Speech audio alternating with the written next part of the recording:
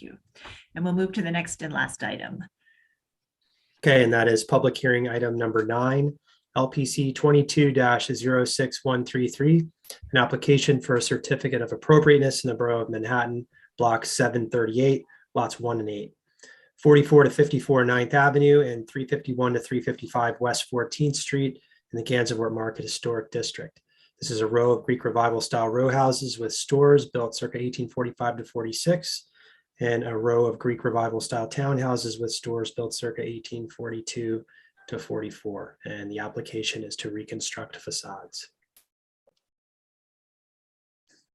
Okay, commissioners, the applicants have entered the hearing. We are waiting for one member of the applicant team.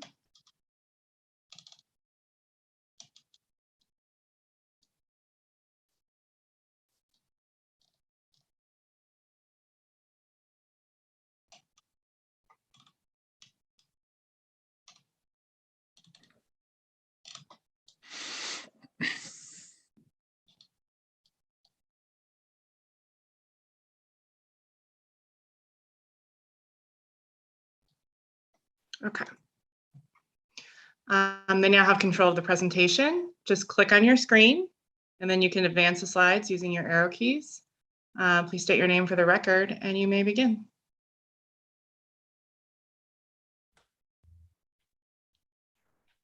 Good afternoon, Madam Chair. My name is Doug Barnett. I am a partner at Tavros. I am one of the owners.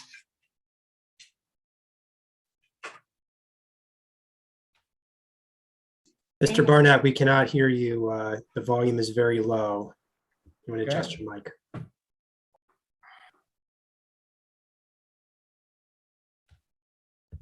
Is that? Can you hear me now? Yes, we can hear Yes. you now. Okay. I would just ask Wei from BKSK to put the presentation up. I can't see it. I don't know if anyone else can. Well, we can go to the first slide of the presentation. That would be, if you could, that'd be great. Your Chung Wei Lee needs to click on his screen, to click on their screen, and then they can advance the slides. Yes. There you go. All right. Thank you. Thanks, Wayne. Okay. So let's try this again. Good afternoon. My name is Doug Barnett. I am a partner at Tavros, one of the owners and developers of this property. In August of 2020, the commission approved our application for a development plan that included the restoration and renovation of the 2 buildings at the corner of 14th Street and 9th Avenue, as well as a new addition behind the historic buildings that was partially outside of the historic district. As you may recall, the commission's original approval included the complete reconstruction of the outer layer of the brick on the historic buildings due to the evident displacement of the face brick. Since that time, we have had to adjust the approved restoration plans to address the unsafe structural conditions discovered in the course of our work with respect to the backup brick. Our revised plans are predicated on a historically accurate reconstruction of the street facades of both buildings. The original brick has been carefully salvaged by hand, and we will utilize as much of that brick as is structurally possible, interspersed with new matching brick as required. We are not making any other changes to what has already been approved in the C of A. For background, in August of 2020, we began non-structural interior demolition of the 14th Street building. 2 layers of interior brick have been covered with sheetrock and plaster for decades. Prior to commencement of interior demolition, the restoration architect, in this case, Walter Melvin Associates, had done probes, but none of those probes had exposed the deterioration that became evident once the sheetrock, plaster, and floor and ceiling finishes were removed. We found that 3 layers of brick composing the street facade were separating from each other, and the facade was leaning toward the street and sidewalk. Bricks could be removed by hand without tools. Other bricks were missing from the backup, and many of the full white wood grounds were badly deteriorated or missing. Numerous original wooden floor joists were not attached to the walls, and others were sheared completely through. In short, the front facades of the buildings were not stable or securely attached to the side and lot line walls. This was an extremely dangerous condition for workers on site, as well as the community at large. Given these very alarming conditions, our engineers immediately notified the Department of Buildings, as is required by the construction codes. Following an inspection of both buildings, the Department of Buildings issued an emergency order calling for the full removal of street-facing facade walls of both the 14th Street and 9th Avenue buildings to address this hazardous condition. Frankly, given the condition that we discovered, it is fortunate that there was not a catastrophic building failure while the buildings were occupied. During the course of dismantling the facades, while DOB has oversight of the permitting process and safety protocols, our team has worked closely with the commission staff with respect to how bracing and shoring would be implemented, as well as how we were documenting the original condition and performing the removal and storage of historic materials in anticipation of reconstruction. We know that there are members of the public who have alleged that these conditions were the result of our construction work on the site, or alternatively, had been created by inadequate maintenance in the few years that we have owned the buildings. However, both DOB and the commission concluded that the severe deterioration exposed during interior demolition was a result of decades of weathering, wear and tear, lack of maintenance, and trauma from previous alterations that far predated our stewardship of the site.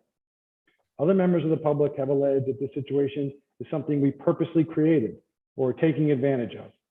Nothing could be further from the truth. We chose to develop this corner because we love these buildings. We have spent years with our architects and engineers designing a project that maintains and celebrates their history. Since our original proposal did not anticipate the facades would have been fully reconstructed, we did not budget for the time and cost that this will require. However, the delays and additional expense that reconstruction entails have not changed our vision for this project, and we remain committed to salvaging and using as much of the historic materials as possible to create an accurate reconstruction that is consistent with our original approval. Thank you. At this time, I'm going to turn it over to George Schieferdecker from BKSK Architects to take you through the more technical aspects of the application. Well, Dov, we're going to start with Ted Eaker, who's going to talk about what he did in his probe work. Hi, I'm Ted Ecker. I'm a principal at the firm of Walter B. Melvin Architects. We are the restoration architects for the historic structures. And we performed over 30 interior probes across the two buildings. On the upper left are simplified floor plans of the second, third, and fourth floors of both buildings that indicate where the probes were performed. When I say that the plans are simplified, there are actually 12 apartments on each floor of the 14th Street building and 12 at the 9th Avenue building. So the buildings were altogether a conglomeration of many small rooms. Many of the units were occupied and or inaccessible at the time of the survey. And as Doug had mentioned, all the exterior walls of the 14th Street building were concealed by fully studded out sheetrock walls or plaster and lath, and all the ceilings were furred out. We knew that the face brick was not well tied into the backup masonry, having either blind headers or, due to the age of the building, possibly no headers whatsoever. And the plan was always to carefully remove the face brick and salvage all sound brick for reinstallation. We were also aware that anchors tying back the facade to the party walls had been installed long before, but were exposed or revealed by probes. There was no definitive evidence that these were doing anything more than holding back the exterior wall to maintain the connection at the party wall and to tie back the face brick, which is not unusual in 19th century brick structures. The probes did expose what seemed like fairly typical backup conditions consistent with buildings of this age, where some areas of the mortar were in poor condition, localized brick replacement and reinforcement would be required. We also noted the need to completely reconstruct the single WIFA backup brick below all the 14th Street windows, as well as the top several feet of the 9th Avenue wall immediately below the roof line. What these localized snapshots, if you will, could not have revealed was the full extent of the displacement of the backup walls, which was not understandable until the complete removal of all the furring, interior partitions, and ceilings was performed. once fully exposed, we discovered that in some areas, entire wall sections were bowed out up to 3 inches from their original positions, and that such displacement was not regular or aligned. In other words, the facade was essentially undulating both vertically and horizontally, as could be seen in one of the prior photographs of the exterior where the shoring channel was installed along the outside face of the 14th Street wall.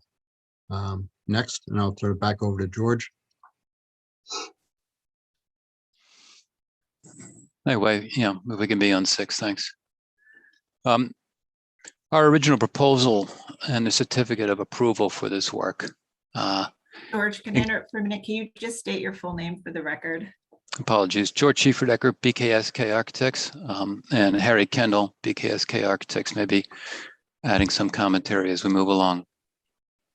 So our original proposal and certificate of approval for this work included this complete removal of the face brick on both the 9th Avenue facade and the 14th Street facade. Our assumption, as Ted has indicated, was that the backup wall was sufficiently sound to allow measures to stabilize it, followed by the reinstallation of all the face brick that was sufficiently whole and could be adequately cleaned along with new brick to match as closely as possible. Next slide. And as Dove has indicated in his introduction, the only proposed amendment to the original C of A, other than minor details that I'll cover, the only proposed change is to be able to reconstruct instead of restore the backup brick wall along the 9th Avenue and 14th Street sides of the project, now that it has been removed following the DOP order.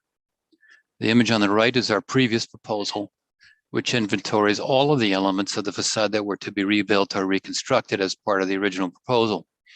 And the image on the left shows the areas of the facade marked out in blue, whose backup wall is now also proposed to be reconstructed. We continue to propose facades that, when complete, will be identical from the viewpoint of the public appearance of the building to our original approved proposal and to the historic character of the buildings. The lower portion of the facade wall at the storefronts will remain as per the original approved, including the preservation of the existing cast iron columns and the reconstruction of the wooden storefronts. The Commission has approved facade reconstructions previously, as noted in the insets at the top of the page. 35 Crosby was reconstructed with new brick after structural defects were discovered, and 321, 323 Canal was partially demolished and new brick used in the reconstruction of its facade. Next.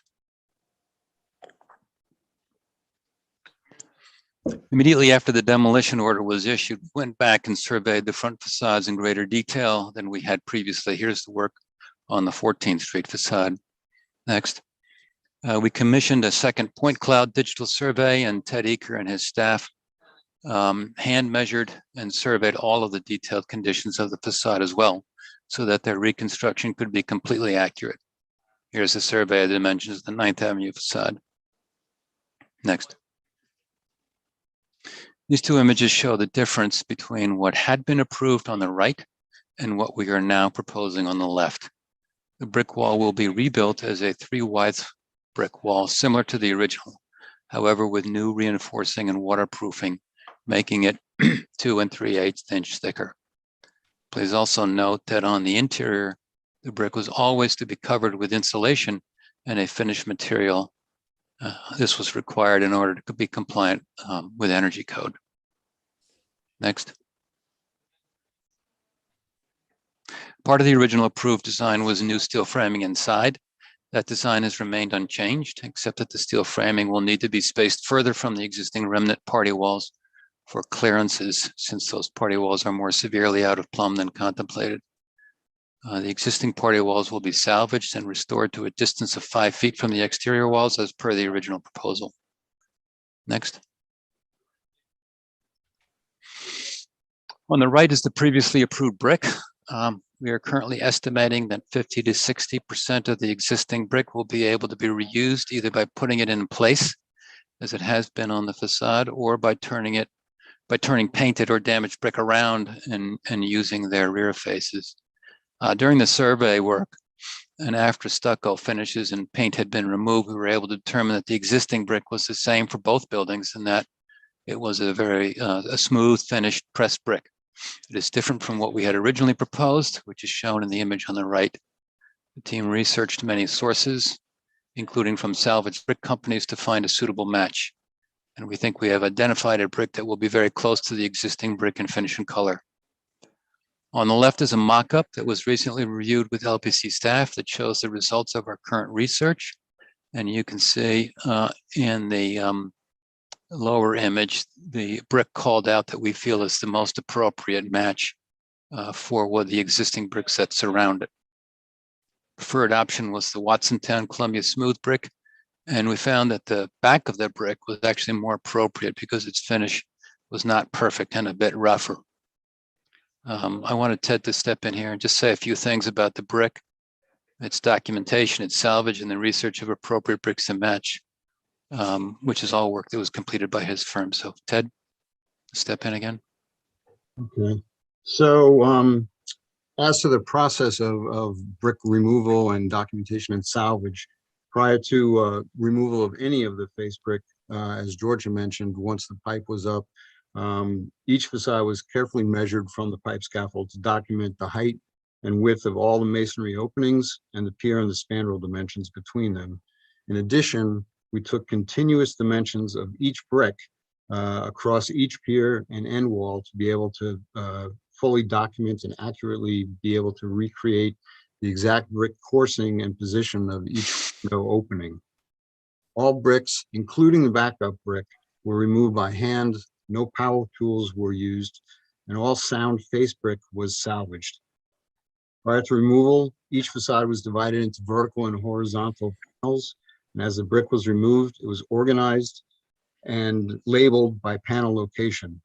Face brick was carefully removed from the bridge in plastic buckets to the rear yard, where mortar was removed using soft bristle brushes and putty knives before being stacked on pallets, encased in rigid insulation and shrink wrapped before being taken to a secure off-site location. Face brick from both buildings were sent to a testing laboratory to determine their load capacity and their weathering characteristics. Based on the test results, bricks from both were determined to pass all the requirements for severe weathering brick, so they are completely suitable for reuse. Face brick mortar samples were collected and sent to Cultural Heritage Conservation for analysis, where it's determined that a lime-rich mortar was used, no surprise there, and will be replicated in the reconstruction. Samples of brownstone used as lintels and sills were also collected for color matching replacement units. Now, in taking the detailed brick coursing dimensions, we found the brick varied from 8 1/4 inches in length to 8 3/4 inches, and from 2 1/4 to 2 3/8 inch in height. The most common length was 8 1/2 inches. Because of these dimensions, there were a limited number of stock brick available. As George said, we considered several, including the Belden Croton and the Watsontown Columbia smooth brick. The Croton was thought to be too regular, too machined, and the color was just a bit off. We found the Columbia to be a much better color and textural match to the original cleaned brick. Because both of these brick are 8 1/2 inches long, we've also considered the use of Bowerstone Aztec Red, which you can see on the top of the 2 photographs to the left, which is an 11 5/8 inch long brick, which can be cut down where we need brick exceeding the 8 1/2 inches. Sorry, regarding the percentage of salvage brick we anticipate, in addition to the damage caused by stucco installation and 180 years of exposure to weather, brick were also lost where they were clipped for the blind diagonal headers at the 9th Avenue building, and at the 14th Street building, they actually notched the back of the face brick out or cut it in half to receive projected stretcher backup brick. So those are obviously brick that will not be able to be reused. Where possible, the new brick will be concealed behind building features such as shutters and leaders, as well as located where not easily visible, such as immediately along the 9th Avenue balconettes. Further distribution is part of an ongoing discussion with LPC staff. Next, George. Thanks, Ted. I think one of the issues that had come up in our original proposal was desire of the commission to emphasize the difference between the 9th Avenue building and the 14th Street building and the way the facade brick was treated. We had proposed, as shown in the image on the right, that the brick of the 14th Street building, which had been painted white, would remain with a significant remnant of the paint on it. In conducting paint removal samples prior to demolition, we determined with LPC staff that the best treatment for the brick would be a more complete removal of the white paint. So as part of this proposal, we are clarifying that the difference between the buildings will still be evident, but less noticeable. Next. So one of the more intriguing discoveries upon removing the stucco facing of the 9th Avenue brick building was the fact that painted signage had covered the upper brick facade of the corner section. We have saved this brick, but in discussions with LPC staff, noting the preferences of ownership and keeping in mind the restrictions of current zoning for exterior signage, we're proposing to use the rear faces of that brick where salvageable and not make any effort to recreating signage or hinting at its existence. This approach will stay true to the intent of the approval, which was to hew closely to the oldest row house appearances of these buildings on their upper floors, previous to commercial tenancies. Details that we are restoring, such as the shutters, were likely removed in the early 1900s, which made the extent of this signage possible. We are proposing to stay consistent with the emphasis on an earlier time period for the buildings by not keeping the signage. We note it now so that a future commercial tenant seeking approval of visible signage at the corner could refer back to this history. Next. In our previous proposal, we had speculated that on the 9th Avenue building, the second floor windows had once extended down to the floor in concert with a balconette and proposed a reconstruction of both elements. During recent removals, we were able to discover that that conjecture was accurate, as you can see in the image at the top left, where underneath the window, the brick is clearly very different and added at a later date. Therefore, the lowering of the windows and the balconette remain part of our reconstruction. Next. George, let me just jump in for a second. Sure. I'm sure that when you saw our drawings of the original signage, it seems very intriguing. It's certainly intriguing to us. We love that signage.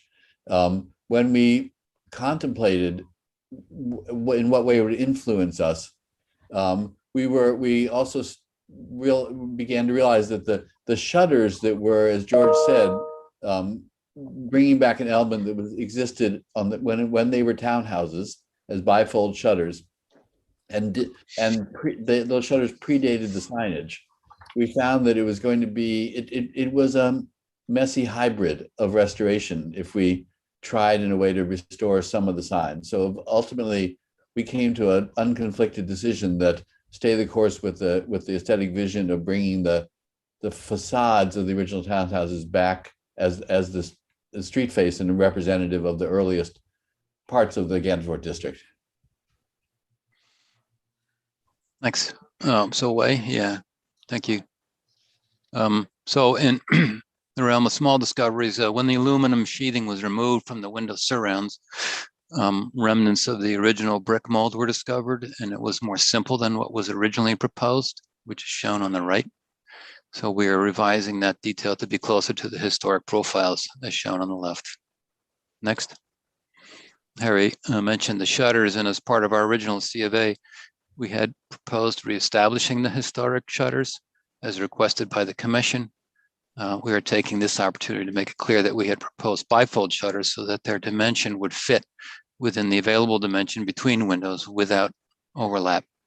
That was a bit confusing in some of the documentation we had provided. Next. So finally, we wanted to give a quick status report on the other elements of the project, some less visible and in the rear, and their reconstruction / restoration. All of these elements will be treated as per the original C of A. This includes the substantially visible west wall of the 14th Street building, the party walls, as have been mentioned, to extend 5 feet into the buildings, and the rear walls of both buildings. All of these elements are currently braced and shored in place. The rear walls have a thick stucco coating adhered directly to them. You can see it in the picture on the top left, or to a cementitious undercoat. Removal of the stucco or the undercoat will likely destroy the face finish of that brick. This was noted in our original proposal. We are stabilizing the backup brick, adding brick where the backup brick is only a single width, and then removing the face brick, turning it around where it is salvageable, and adding new brick to match where it is not. The resultant volume of the buildings and the historic openings will be preserved as per the original proposal shown on the right. Next.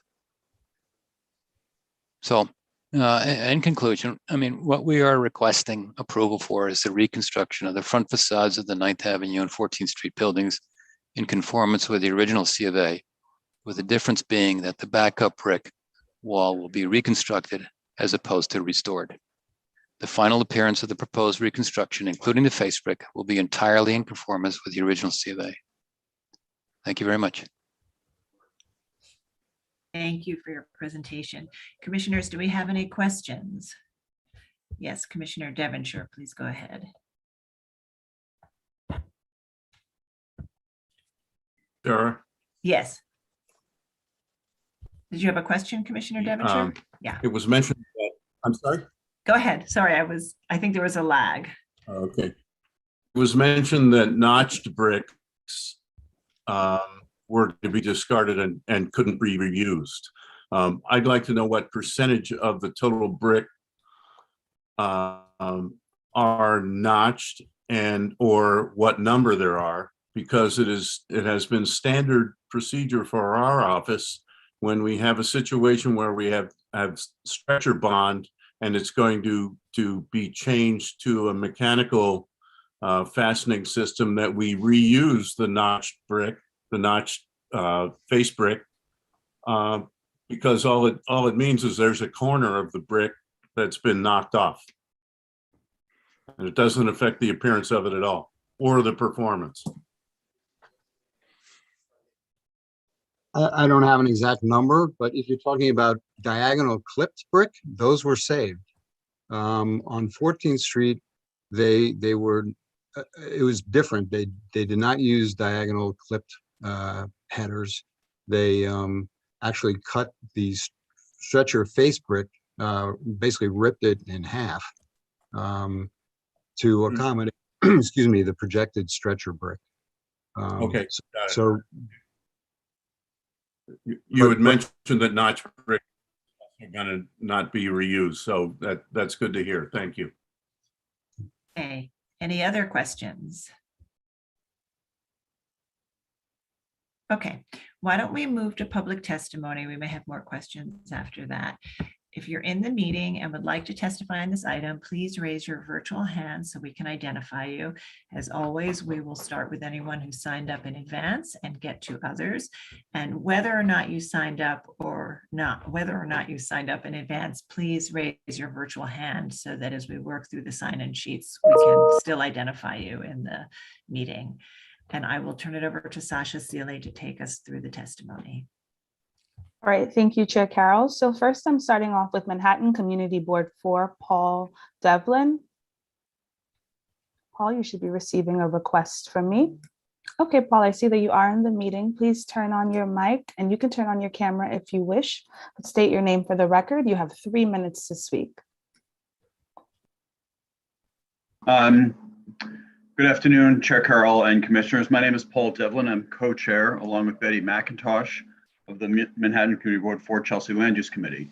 Recently, CB4 voted unanimously to recommend to the Landmarks Preservation Commission to approve with conditions this application to amend the certificate of appropriateness for the reconstruction of the facades on the row houses at 9th Avenue and West 14th Street, a key intersection in the Gansevoort Market Historic District. The two conditions are that, 1, new replacement bricks on facades be installed in locations with low visibility, and 2, we request a public space on the site be created to commemorate the history of the row houses, including their reconstruction, past uses, and architectural changes, photos of the original buildings, and the newly discovered historic signage. During the public review of the original 2020 application, the community expressed a great deal of alarm and anxiety about this project. A major objection was that the infill office building behind the historic row houses was inappropriate. In 2020, LPC issued an approval of the project, which stated that the facades of the row houses would be restored. CB4 welcomed the restoration of the front facades to give a sense of their 1840s Greek Revival style. However, interior demolition work resulted in the discovery that the back of walls to the row houses facades were extremely deteriorated. The Department of Buildings declared that the facades created an unsafe condition and must be entirely demolished. Beyond what the applicant just listed about community concerns as to how this happened, some in the community also thought that this situation could have been prevented if more preservation measures were put in place before the demolition started. The current proposed amendment would allow for the reconstruction of the facades instead of their preservation or restoration. While approximately 50% of the existing facade bricks are to be used for reconstruction, many preservationists contend that reconstruction is misleading and inauthentic. Deep disappointment in this situation has led to some to call for the rescinding of the entire project and replacing it with a modern design or a park. However, CB4 recommends that LBC approve of the proposed amendment with the two previously mentioned conditions. Thank you. Thank you. Andrea Goldwyn from New York Landmark Conservancy, you'll be receiving a request from me right now to rejoin the meeting as a panelist. Okay, Andrea, I see that you are in the meeting. Please turn on your mic and state your name for the record. You have 3 minutes to speak. Thank you. Good day, Chair Carroll and Commissioners. I'm Andrea Goldwyn, speaking on behalf of the New York Landmarks Conservancy. We support this proposal to reconstruct the facades of these 1840s Greek Revival townhouses and row houses. In June 2020, we supported the application for restoration of the buildings in conjunction with a new tower behind them. We raised concerns about the proposed storefronts, and we're glad to see the commissioners instruct the project team to modify the design so that it better reflected the configuration of the historic storefronts. Now we support the plan under consideration today to reconstruct the facades following that same design. The team has proposed to reuse 50 to 60% of the historic brick. We encourage them to use at least 60% and more if it becomes available. The discovery of the ghosts of painted signs reveals another compelling layer of the building's history, and we suggest that the fragments are documented and the graphics incorporated into the reconstructed row houses or new tower, perhaps not under the purview of LPC, but a nice nod to the building's history. We appreciate the ongoing communication from the project team since the structural damage emerged. From that moment, they indicated they would reconstruct the buildings, and this proposal proves out that intention. Given the situation, we request that going forward, LPC require interior probes prior to permits being issued for applications for substantial gut renovations, such as this one, of buildings of this age. Thank you for the opportunity to express the Conservancy's views. Thank you. All right, Andrew Berman from Village Preservation, you will be receiving a request from me now to rejoin the meeting as a panelist. Okay, Andrew, I see that you are in the meeting. Please turn on your mic, state your name for the record. You have 3 minutes to speak. Can you hear me? Yes, we can. Great. Good afternoon, commissioners, and thank you for the opportunity to testify. I'm Andrew Berman, Executive Director of Village Preservation, speaking on behalf of the organization. We and many others were deeply troubled by the partial demolition of these 9 landmarked, nearly 200-year-old houses that define the Gansevoort Market Historic District. Something is deeply wrong when plans approved by both the LPC and DOB either don't find or lead to conditions that supposedly create an imminent danger requiring the dismantling of landmarked buildings. Regardless of who was at fault here, and clearly one or more entities was, this project is no longer the one approved by the Commission in 2020, as these houses have now been severely compromised. All prior approvals should therefore be rescinded and reconsidered. Frankly, it is entirely inappropriate to consider the reconstruction of these buildings as a simple amendment to the original application. In light of the much greater degree of loss of historic fabric here, we believe strongly that the approvals for the large office structure behind these buildings should be rescinded. Those approvals were granted as part of a larger package that included a much greater degree of preservation and reuse of the existing historic buildings. With those elements gone, the prior approvals should no longer be valid. And if the conditions at the buildings which led to the imminent danger declaration were in fact pre-existing, as the applicant claims, then the applicant failed in their due diligence to care for and maintain these landmarked historic buildings. Had these supposed pre-existing conditions been identified earlier, less dramatic and invasive measures might have been possible to make repairs before construction began, leading to a better outcome and a more complete and accurate analysis of the alteration and construction plans, their impacts, and their appropriateness. Such failures on the part of the applicant should not be rewarded with their automatically being entitled to move ahead with all other elements of this construction project as planned, when they have not lived up to their obligations to maintain the building or construct the restoration work approved in the prior C of A. Anna Markham, also from Village Preservation, will provide additional testimony about the specifics of the proposal before you. Thank you very much. Thank you.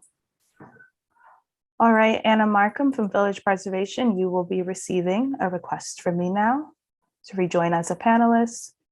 Okay, Anna, I see that you are in the meeting. Please turn on your mic and state your name for the record. You have 3 minutes to speak. Hello, everyone. Good afternoon, commissioners, and thank you for the opportunity to testify. My name is Anna Markham, and I am the Director of Research and Preservation for Village Preservation, speaking on behalf of the organization. One of the few positive aspects of this fiasco has been the discovery of an exceptionally well-preserved painted wall sign on the 9th Avenue facade. We believe that every effort possible should be made to reconstruct this sign. While we understand that many of these bricks have been cut in specific ways to adhere them to the facade originally, we do not believe that that would render these bricks useless as a veneer, at the very least, so long as their top painted surface is intact. Any bricks that are part of the historic painted sign and deemed unsalvageable should be thoroughly documented and inspected by LPC before being permanently discarded.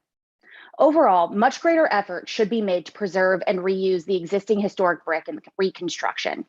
Since this is now an entirely new construction, split or otherwise damaged bricks would still be salvageable as a historic veneer, which would be preferable to any newly pressed brick. Salvaged brick sourced from similar structures should be considered as the first alternative in replacing lost brick in this project, with the use of newly pressed brick as a last resort. Great damage has been done here, not just to these buildings in this district, but to the integrity and process of landmark preservation in New York City. We urge you not to compound that damage by considering this a small amendment to an existing approval, and to allow a lesser degree of restoration using historic materials to take place here than is possible. Please revoke the original approvals, reconsider the office tower plan, and require a much greater degree of reuse and replacement of historic materials on these iconic landmark buildings. Thank you. Thank you. Next, I will be calling on Pamela Wolf. Pamela, you will be receiving a request from me.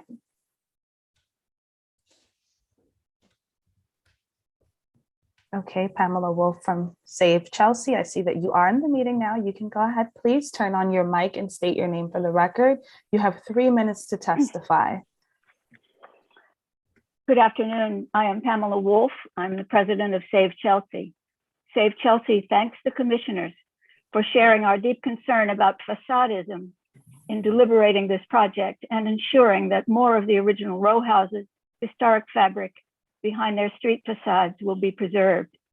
As noted by preservationist Andrew Dokart, facadism, quote, has become the biggest issue in Greenwich Village and Chelsea, where early houses are being completely destroyed with interiors gutted, roof lines expanded, and rear yards removed, end quote.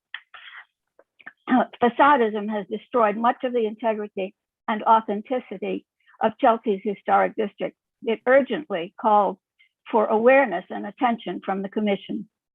Community Board 4's May 14th, 2020 letter on this project's initial proposal advised limiting its tower to 6 stories, contextual with the 1 to 6 story streetscape of the Gansevoort Market Historic District, as described in its designation report.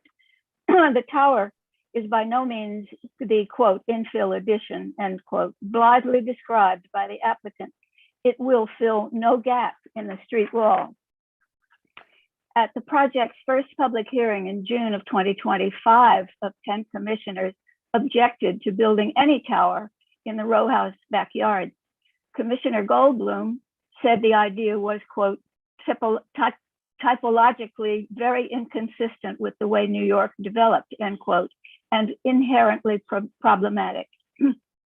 When a scaled back version of the tower was presented in a public meeting 2 months later, almost all of the commissioners who voted to approve it stated that it would be better 1 story shorter, or if its 9th Avenue top floor setback was carried around to 14th Street.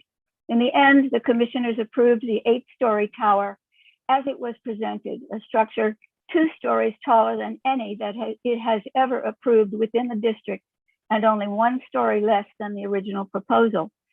While there was no explicit quid pro quo linking the tower's approval to the row houses restoration, they are a part and parcel of the same proposal, and any adaptive reuse justification for the tower would have been grounded in preserving the row houses through their associated revitalization.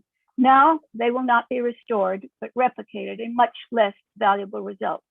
Even if the applicant is not responsible for this debacle, the project's calculus has changed. The same tower might never have overcome the commissioner's resistance and reservations if mere replication of the row houses had been expected. Enough has changed about this project that the tower should be reopened to discussion. We urge the commissioners to have the courage of their convictions and insist on the further reduced tower they said would be more appropriate. We also support Community Board 4's call for a substantial public amenity on site, describing the history of these nine lost treasures, not 2 buildings, 9. Thank you. Thank you. George Calderaro from Victorian Society, New York. You'll be receiving a request from me right now.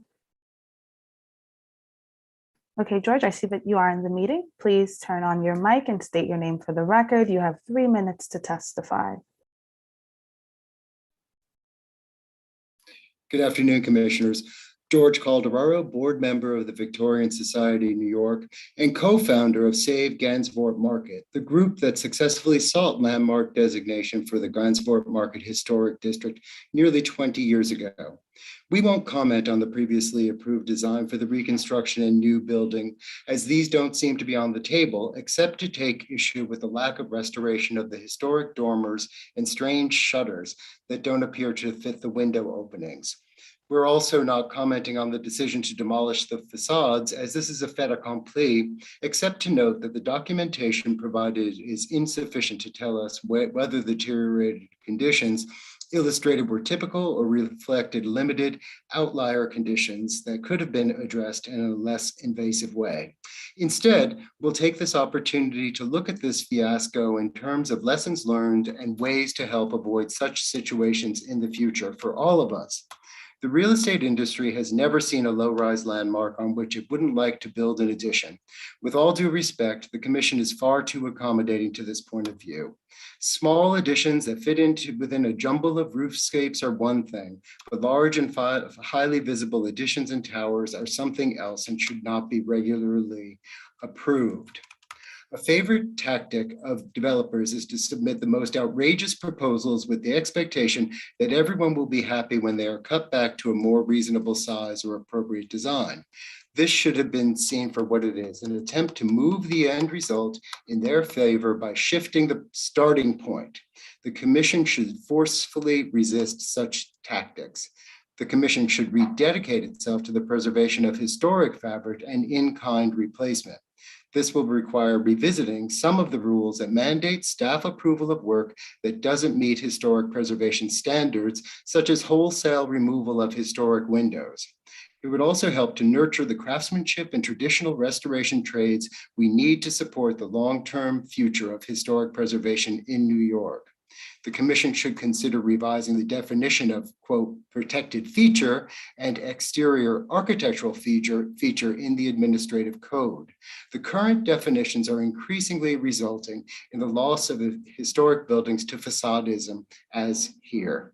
When conflicts arise between good preservation practice and other mandates, such as accessibility and sustainability, preservation goals should not always defer to others.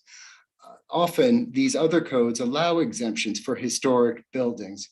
We should use them. When codes and regulations are being drafted or rewritten, the Commission should be at the table to protect the interests of historic preservation.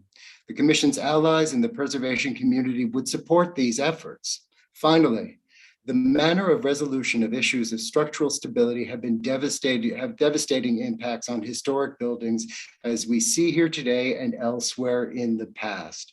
The Commission must devise a process whereby it can quickly engage engineers who have experience with and appreciation for historic buildings to provide independent, transparent assessments of conditions and to suggest preservation-oriented approaches before demolition orders are issued. Thank you. Thank you. Michelle Arbalou from Historic District Council. You should be receiving a request from me right now. Okay, Michelle, I see that you're able to join the meeting.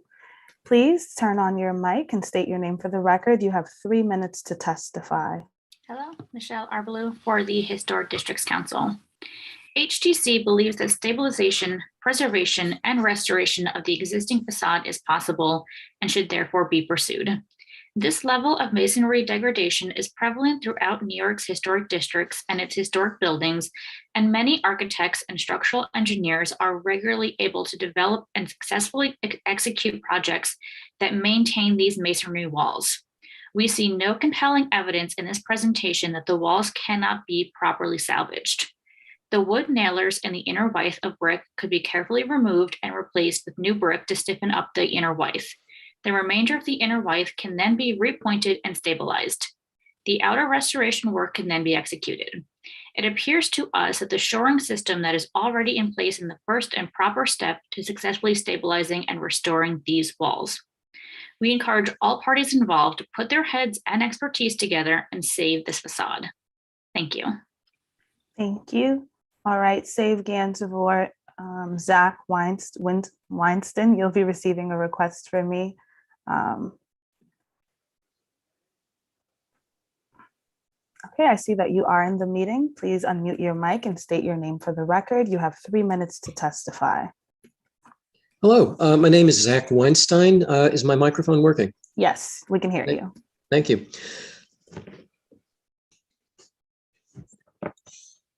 Sorry, my name is Zach Weinstein, co-organizer of Save Gansevoort. We, as a community, now find ourselves facing an unacceptable situation resulting from the substantial demolition of these 9 iconic and irreplaceable townhouses. Iconic and irreplaceable, incidentally, being the descriptions that the developer provided in their own source materials, touting their project to the community. These buildings should have been properly inspected prior to making the LPC application and prior to the beginnings of interior demolition. If the damage is so extensive as the developer now claims, it just defies imagination that no one was aware of the extent of the weaknesses in the structure in advance of that application. And if those conditions were known, then the application for such substantial structural work should never have been made in the first place and should certainly never have been approved by LPC and by DOB. What troubles me about what I've heard so far from the Commission in this hearing is a lack of recognition of just what a failure the current situation represents. This is really not a time for, must not be a time for business as usual. The Commission needs to make a firm statement that this kind of failure is not acceptable, must not happen again. And I believe that the way to do that is, as Village Preservation has suggested, to rescind the earlier permissions, the earlier approvals of this project, and particularly the approval of the tower. This application, given what has happened, should be considered de novo. It should start over again. And a serious signal needs to be sent to everybody that there are consequences for these kinds of mistakes, and procedures must be put in place to make sure that they simply do not happen again. Thank you very much.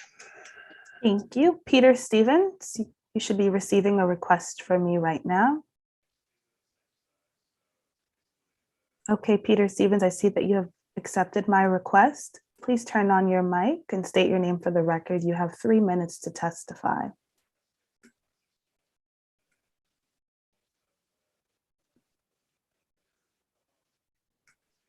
Hello, I'm Peter Stevens. Can you see and hear me?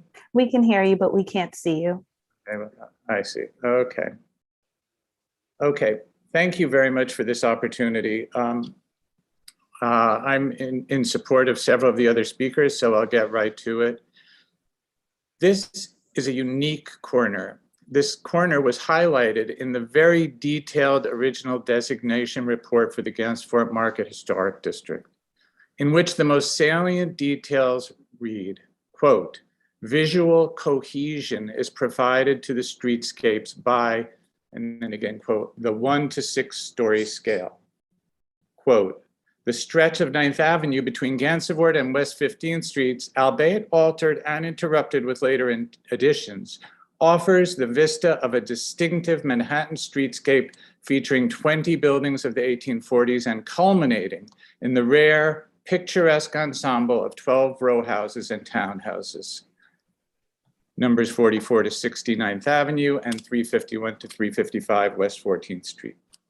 Without rehashing the back and forth that led to the approval of this ill-conceived project, it must be acknowledged that that approval was based on a completely different set of facts and assumptions than those that you are considering today. It is not relevant to try to cast blame for this. It is simply a fact, and it is evident that any trade-off or compromises that were made in the previous process must now be seen afresh. The attempt to use two-dimensional renderings and to hold buildings outside the district as models for what could be built on this landmark site, and the inappropriate, quote, filling in of the donut that the commissioners spoke out so eloquently against, now, in the absence of the careful and detailed preservation of the row houses, is even more inappropriate than it was before. The entire project must be rethought. In the very least, we must preserve the historic 1 to 6 story scale and the typology of these 19th century residential structures with open space behind that defined this picturesque gateway into the district. The boundary of this historic district was carefully determined when these buildings and the space behind them was defined, which defines them, were thoughtfully included and set aside for preservation in the first place. I speak on behalf of many, many residents of the neighborhood and respectfully implore the commission not to allow the complete destruction of this historic treasure solely to benefit a commercial interest. There is no other benefit that can be claimed for it whatsoever. It would be a disastrous precedent. Thank you very much for your work, and thank you for hearing me. All right, for my next sign up, Christabel Goff, you'll be receiving a request from me now. Okay, perfect. I see that you've accepted my request. Please unmute your mic and state your name for the record. You have 3 minutes to testify. Thank you. This is Christabel Goff, speaking for the Society for the Architecture of the City.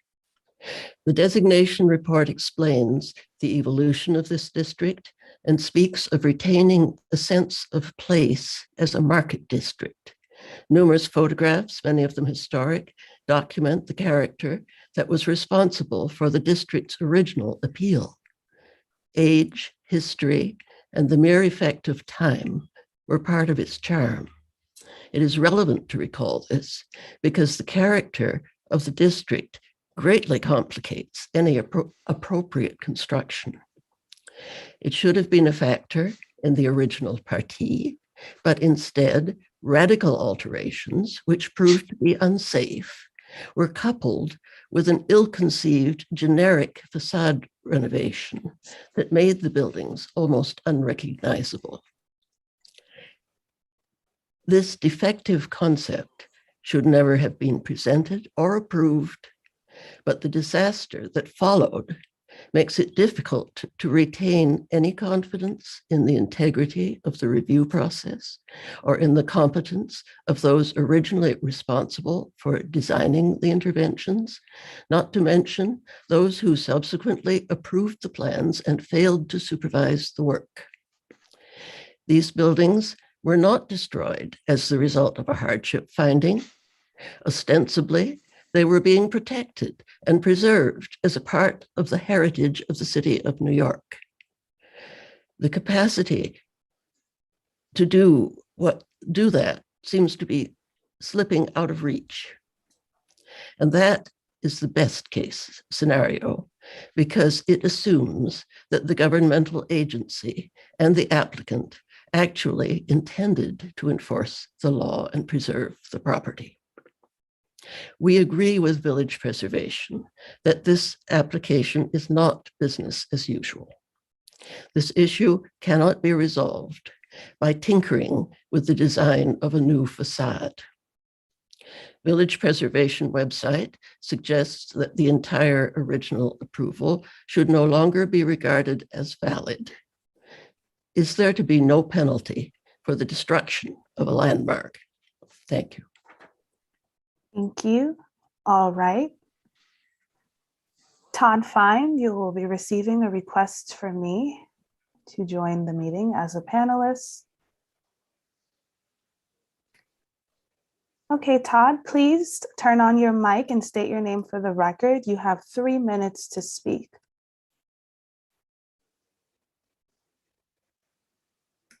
Okay, Todd, I see that you are in the meeting. You just have to turn on your mic.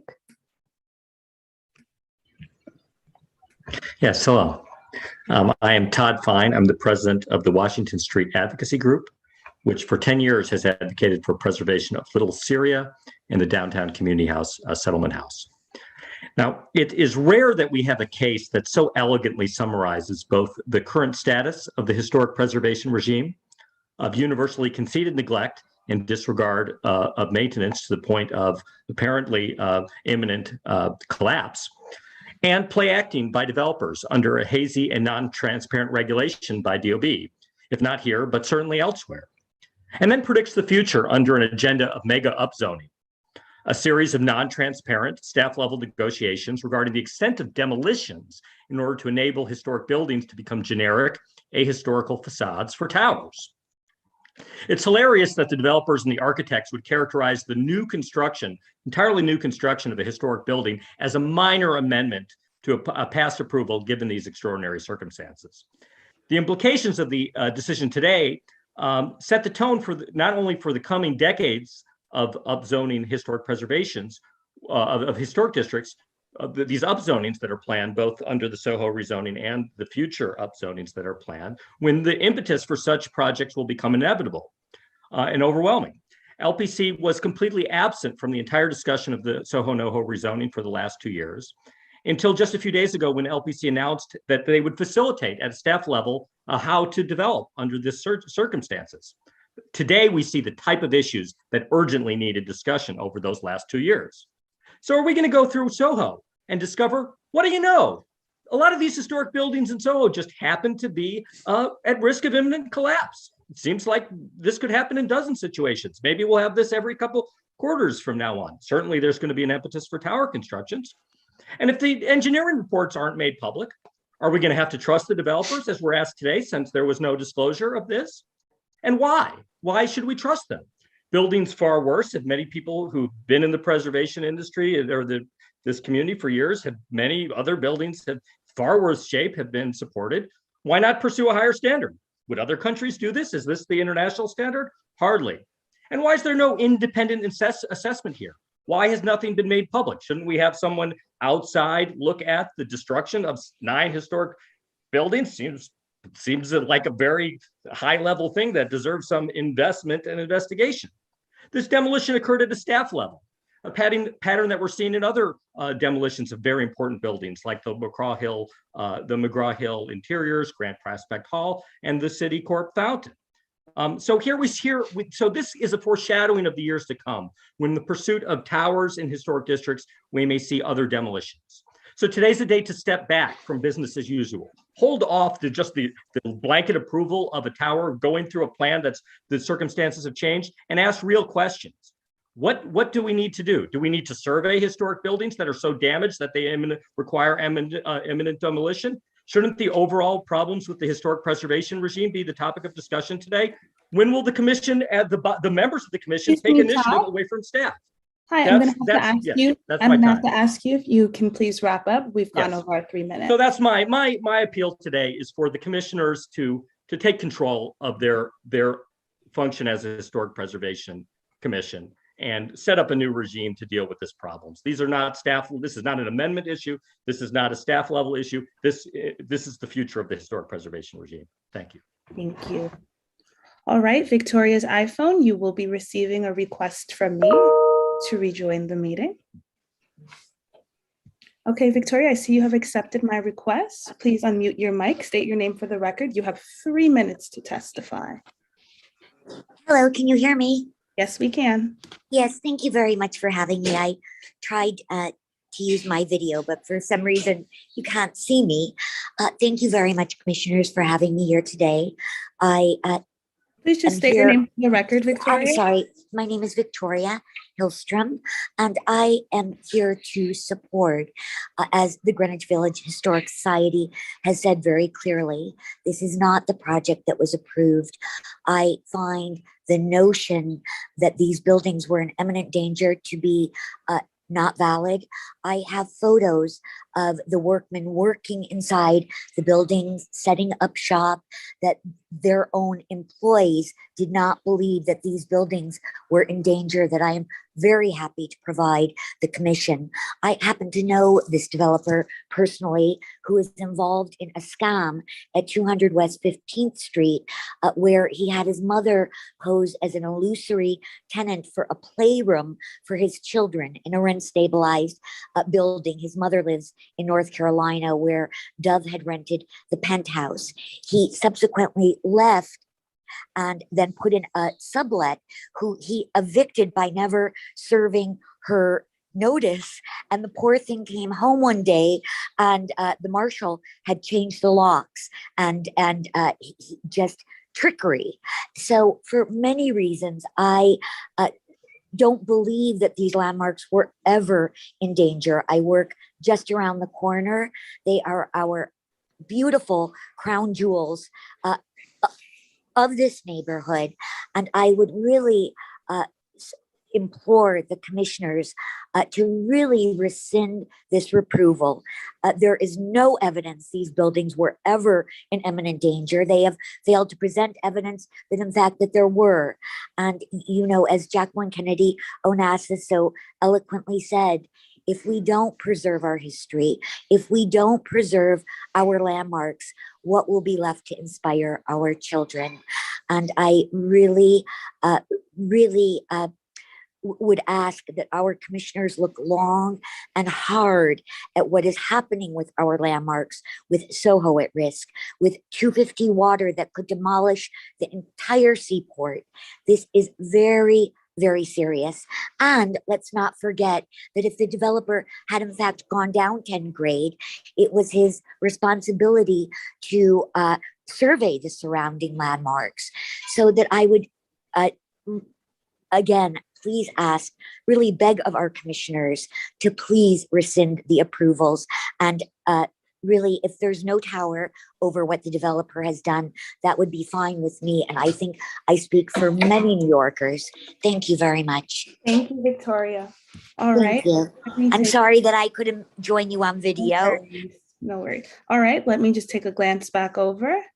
And I do see that we do not have any more hands raised, so there is no one else who wishes to testify. I would just like to add for the record that we received a joint letter from Assembly Member Deborah Glick and Senator Brad Holman requesting that LPC require the developer to restore the work rather than seek approval for new materials. All right, thank you very much. And thank you for everyone for participating. I know this is This is a very important subject, and I think that these are extremely prominent buildings. I think we all share our very disappointed feelings that we're in this place today. There are a lot of accusations and allegations, and I think that we need to kind of separate that. What has transpired was not an approval by the staff. That should be clear. This was some interior work had started, and it was not as a result of the construction of a previously approved addition. It was some interior work had started that revealed these hazardous conditions, and DOB was notified immediately as required by law, and DOB issued orders for the dismantling, and we have been working very closely with DOB on the applicants on the execution of that. And so we're at a place today where, the cast iron elements at the ground floor are still there. Some of the party walls and some of the foundations are still there. And the proposal is to reconstruct, reusing as much fabric as possible. Not a situation that we love, but it has, there are times when we are faced with historic buildings that are in a hazardous condition, and we have had to face reconstruction. So we'll be thinking about that today. I think before the applicants respond, I just wanted to ask John Weiss, our deputy counsel, who's been very involved in all of our discussions with DOB and trying to understand the structural issues here, if there's anything you'd like to add. Just very briefly, Sarah, I just want to emphasize something that you said and the owner, Mr. Barnett, said, that it wasn't the owner's engineer who said the facades need to come down. It was the owner's engineer, as you pointed out, who is required by law to alert the Department of Buildings when they discover what they believe is an unsafe condition. And at that point, the engineers from the Department of Buildings inspect, as they did in this case, and the DOB engineers determined the facades were a threat to public safety and had to come down. And while that's obviously a very disturbing conclusion, and is something that ends up being very high profile, I should just note that in many cases, when we do joint inspections with the landmark staff and Department of Building engineers to landmark buildings that are compromised, in most of those cases, the DOB engineers do not order the facades taken down or the buildings demolished. In the majority of those cases, they order shoring and bracing or other repairs be done to save the buildings. But they look at each case, obviously, individually. In this case, the DOB engineers did determine it was an imminent threat to public safety.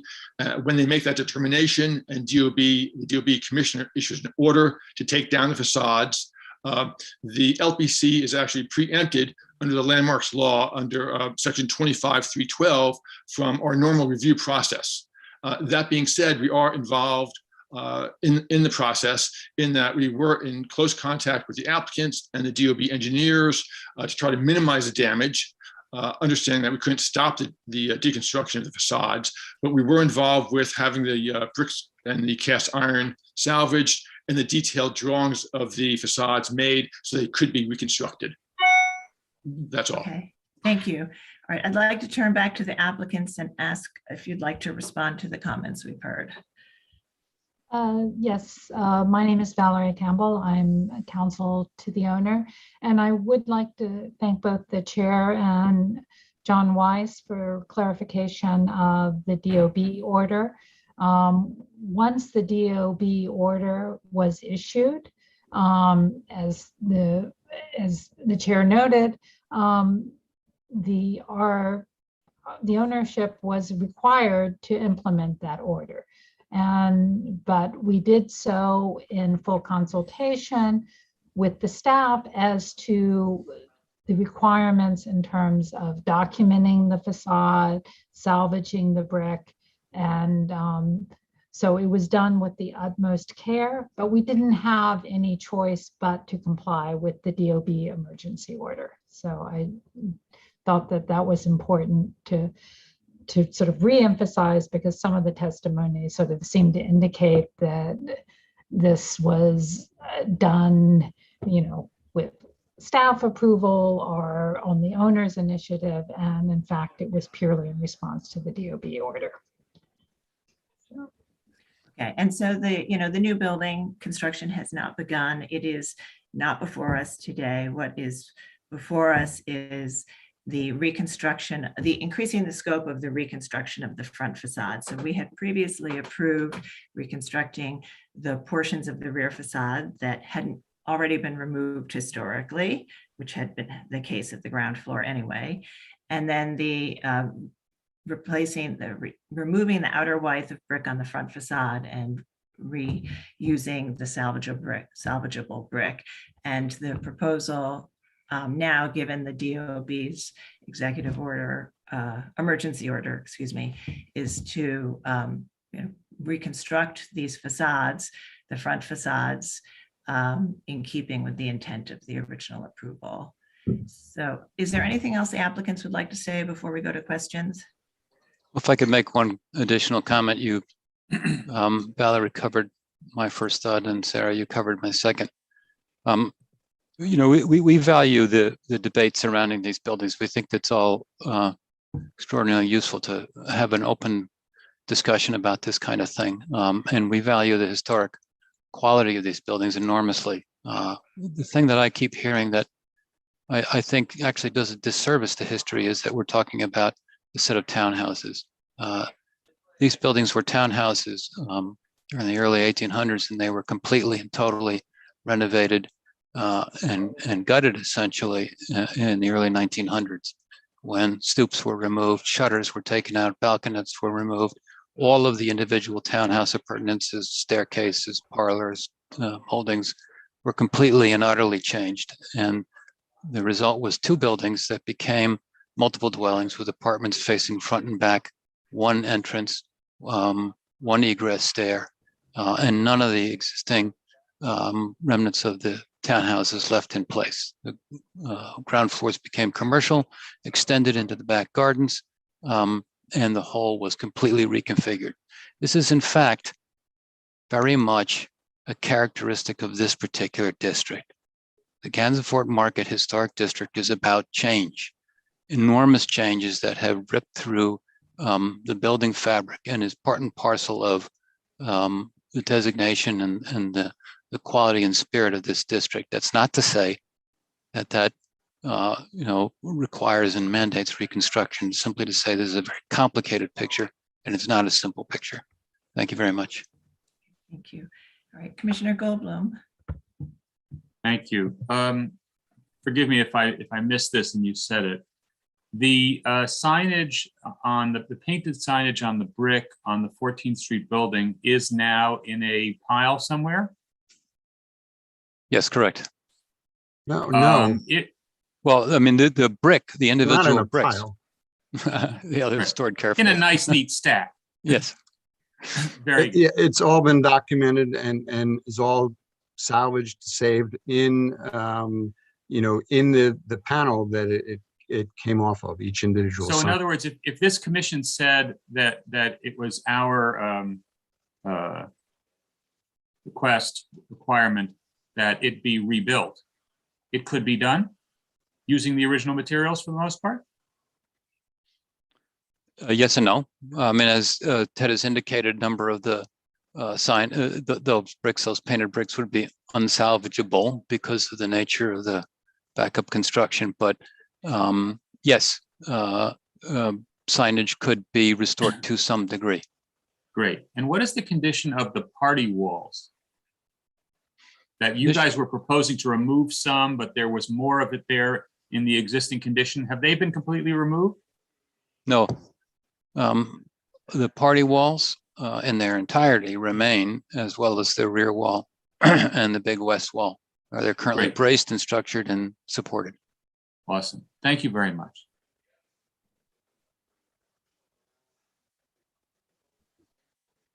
All right, Commissioner Shamir Baran. This might have been said, but I'm just wondering, what have we, the commission, or maybe the engineers who consulted, or a conversation generally with the Department of Buildings, what have we learned from this process? Meaning, is there a sort of modification to the way that probes or early demolition or considerations for new structure behind existing, have we learned some things that can be applied in future conditions or contexts, or might have us rethink even the next steps on this project? I just don't know that that has happened, that kind of yeah. Well, thank you, Audie, for bringing that up. And in fact, at the point we are in with this project is that the DOB has ordered the dismantling of the facades, and with the exception of the elements that I've described that are not dismantled, those portions are down, and they're seeking to put them back. But we have thought long and hard about what can we learn from this, and what can we learn from other early row houses and single family houses that we are ourselves worrying about their condition. We have some other buildings that are on our radar. We're working closely with the Department of Buildings to monitor those. I think that it doesn't happen often, and it is quite rare, but there are times when we are faced with very early buildings that have, either by virtue of their kind of inherent construction techniques and methods, or because of changes over time, have become vulnerable. And so we're working very closely with the Department of Buildings to figure out ways to identify those in advance so we can be more proactive, and then to think about how we review applications for some of those buildings that may be more vulnerable because of some of these factors. And so we're trying to figure out how we can make the most of this and gain the most amount of knowledge and expertise to facilitate further future applications, and also just proactively looking at buildings. We've started to reach out to other structural engineers as well for peer advice. So it's something that I think as a body we will continue to study and explore as our landmarks are aging, and to find ways that we can more proactively address structural conditions and protect them. Thanks. And just in terms of, just to add a little bit more in terms of what is part of the learning, a set of things that we would require applicants to provide or assure or right. Those are all things we're looking at. Yeah, we're looking at, which certain features of a building potentially make it vulnerable, and then what kinds of things we want to look for beyond what we already do when we look at applications. And of course, how we can coordinate more closely with the structural expertise at DOB. Okay, Commissioner Chapin? Yeah, Sarah, but pursuant to that, the letter that's quoted in the presentation indicates that there wasn't an indication that these conditions are the result of the recent work undertaken pursuant to the landmarks and Department of Buildings permits. That is correct. I mean, as was pointed out, many of these conditions have existed for decades and were long-standing issues. So they were exposed by the, proposed work, but they were not caused by the proposed work. Correct. It was only when the buildings were vacated and the finishes and interior partitions were removed that the full extent of the structural issues were exposed. I mean, there clearly had been other earlier knowledge that building repairs would be needed and base building repairs would have to be taken, but I don't think the extent of that compromised structure was known to anyone until that initial demolition work was done. And I believe that it's DOB's opinion that this was actually fortunate that this was revealed, and that this, had it not been revealed, could have been a very hazardous condition. Like those floor joists, for example. Right, for the occupied buildings. Yeah. Okay, thank you. Chair Carroll, may I make a point? Yes, please. This is Harry Kendall with BKSK. I just wanted to point out that whereas the team did not understand the degree of damage that existed behind the finishes, we did understand the degree of reconstruction that was needed with the face brick. And this has been, we described this, but it's an unusual project where we would say going in, that all the face brick has to be removed in order to be reinstalled. And, and our estimates about how much of it could be salvaged haven't really changed. So, so that's the point I want to make, that this is not, this is still what's being built is from the exterior as proposed in the C of A. Correct. And the previous C of A also included keeping portions of the party walls. And I think that the proposal would include, your proposal also includes keeping those portions that may still be there or rebuilding walls in those locations, correct? Correct. That's correct. Yeah. Okay, other questions? Chair Carroll, can I just address one point that came up regarding the painted wall sign? The commission in the past has not required buildings owners to keep necessarily painted wall signs. Obviously, it creates confusion in terms of who are the tenants in the buildings. And it also would be blocked somewhat by the shutters that are being installed as part of the restoration. So the condition is going to be slightly different than what was there when those painted wall signs were originally installed. I could just add to that. There's also a real question of how once the brick is cleaned, even though we're using very gentle, we use simple green actually to clean the 14th Street and the 9th Avenue brick that were in that photograph. But there's a real question how much of the paint will actually survive a cleaning, no matter how mild we, and a cleaning solution we use.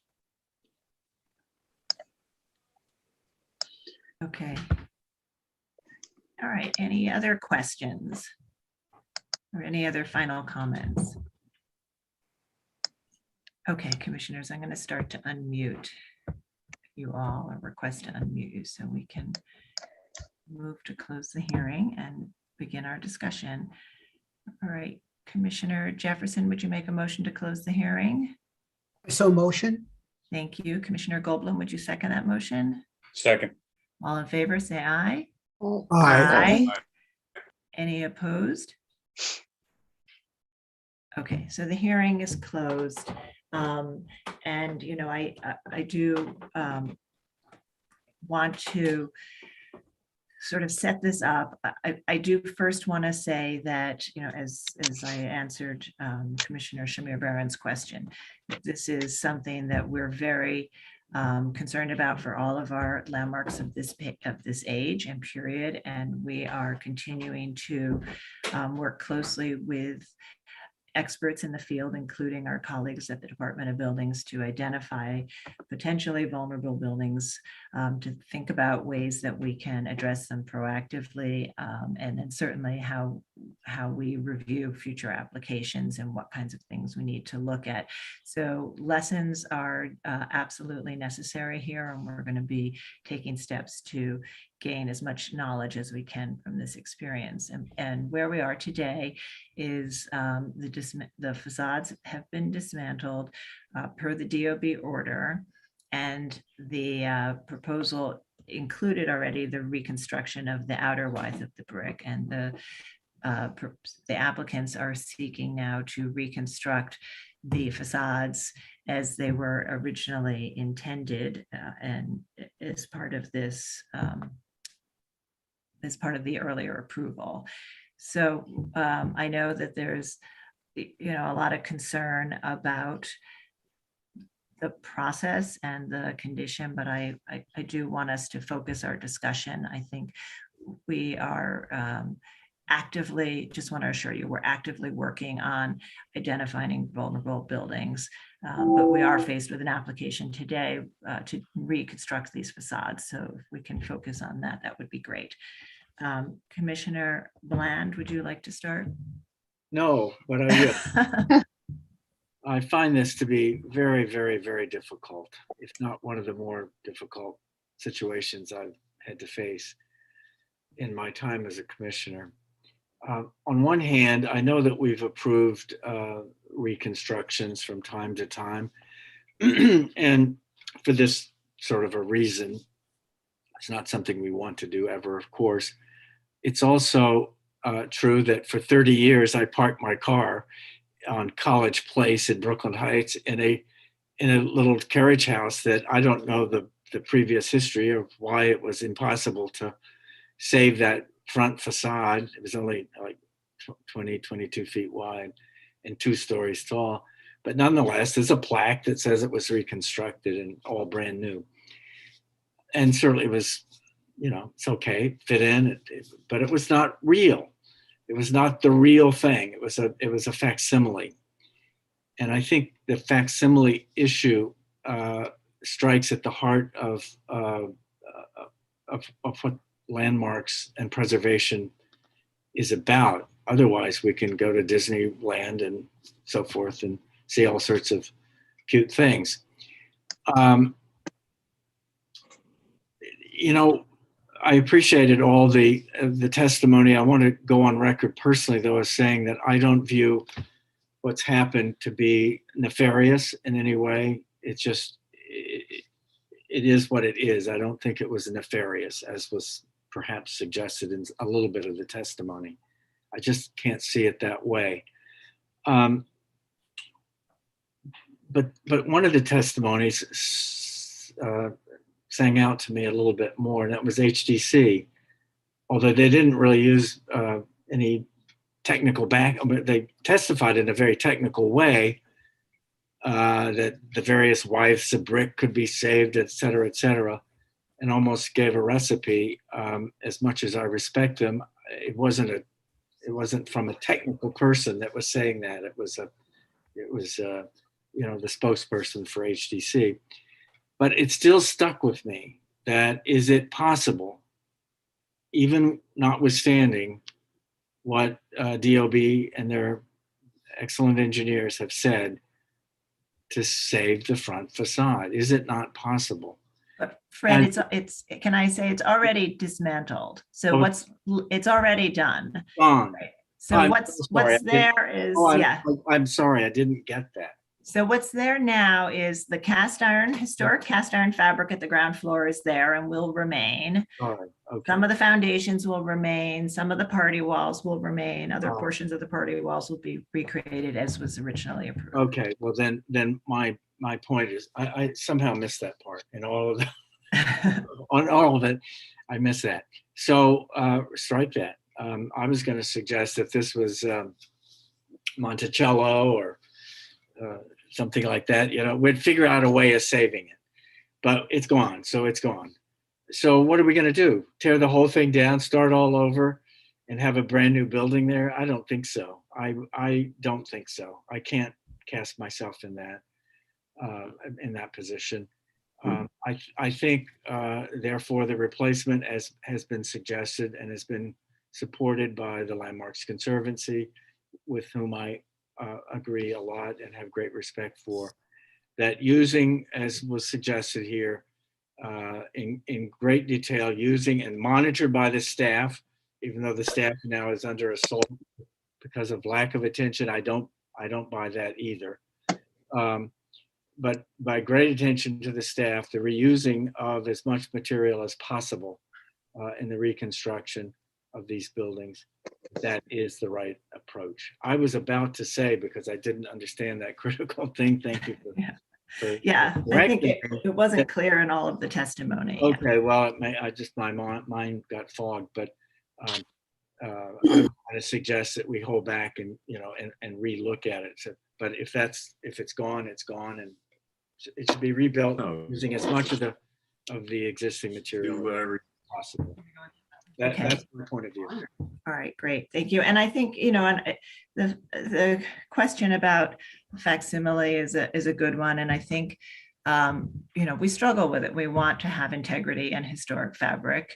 On the other hand, we have been faced with buildings with compromised facades. And I think we have seen reconstruction as a valid approach to restoration when there's no other option.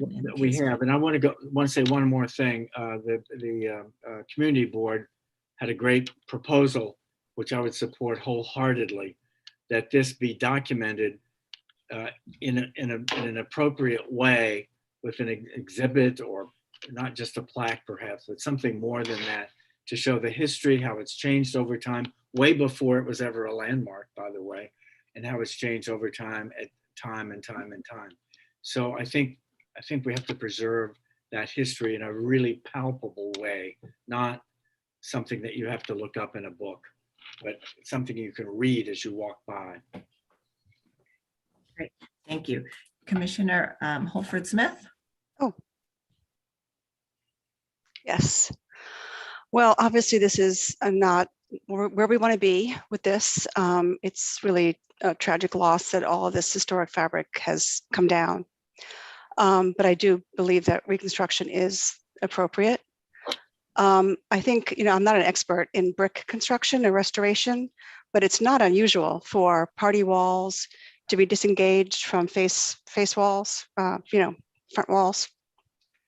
Nor is it uncommon for face brick to disengage from the backup brick. So in a way, these are conditions that are known in old buildings. And I do think that we need to put some more rigorous procedure in place. There's a whole host of non-destructive testing you can do. There are experts out there. I see GMS is on this call. They're experts in this. Walter Melvin's office are experts in this. I think maybe when you come to a project like this, where you may suspect that building has been altered heavily over the years, that you don't just go in there and start demoing everything, that you do more carefully. And I think if that had been done, then this facade may have been salvaged. I think by the time DOB got there, there was probably so much lath and connective tissue that was holding that wall together that had been removed, that it was too late. And at that point, it would have been surgical to repair it, which you still could have probably done, but it would have been surgery, and it would have been taken a lot of care, a lot of money, a lot of time. And I'm sure DOB didn't want to, leave that to a mason who they may not know if had that skill, rather than, risk the fact that it could fall into the street. So I think this is all very regrettable, and could have been prevented. And I think if we could definitely use this as a teaching opportunity for everyone involved. But I vote for reconstruction. Okay, thank you. Commissioner Devonshire. Thank you. Yeah, I regrettable is a kind way to put this, frankly. I agree with a lot of what Anna's saying. That it's not as if historic buildings are some new entity for us. Anybody who's in this business or has been in this business for more than 10 years knows how these buildings are put together. And there were a few things in this presentation that really don't totally ring true for me. I'm not going to say that there are nefarious reasons for why this happened. But when you tell me that the party wall in okay condition, but then you tell me that the floor joists are not attached to the party walls, that doesn't make any sense, because floor joists go from party wall to party wall. They don't go to the front or the rear facade. Nevertheless, call them mistakes, but mistakes were made here from the get-go. If you're about to purchase an historic building, you have a structural assessment done of it. If you're smart, and I can only assume that the developer would be aware a ton of money into buildings that are over 150 years old. Then it was mentioned an architect did the probes. Well, when our firm goes after a building, we hire a structural engineer. We review the probes, but we have a structural engineer come in and evaluate the probes. We don't do it. So there were so many opportunities before this became an emergency for this to be rectified, for this to be at least and possibly rectified.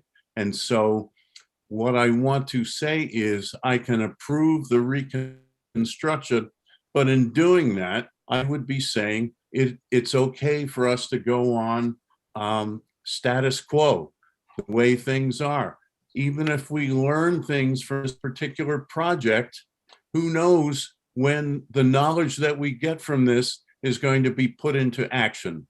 It could be a year, it could be 6 months, it could be 5 years, nobody knows. And so for me to approve this would be to say, I'm okay with things as they are. And so I have to deny it. Okay, all right. I mean, I think that I respect your decision. I just wanted you to understand that we are working on researching and understanding not just what happened here, but other buildings of this period and what the vulnerabilities are and how we can implement processes that protect them through our application process and working with DOB on the sort of larger universe. So I do want to assure you that we're going to be working on that. Appreciate that, but at this point, any developer who enters into a situation like this can get a half-baked inspection of his building and proceed. And quite honestly, I have had clients say to me, this is what I would like you to say. And whenever that happens, we've said no. Okay.